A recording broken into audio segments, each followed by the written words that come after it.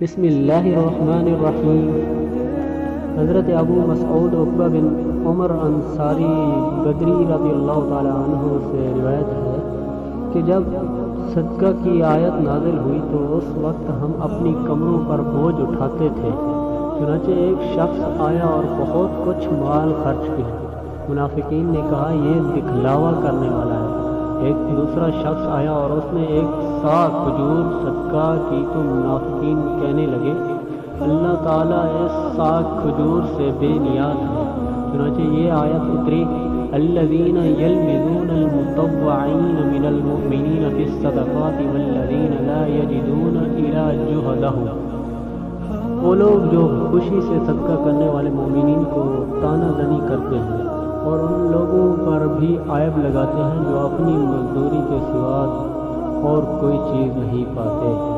تو بھائیو، اگر ہماری ویڈیو اچھی لگی ہو تو ہمارا یوٹیوب چینل کو سبسکرائب اور لائک شیئر ضرور کریں۔ شکریہ۔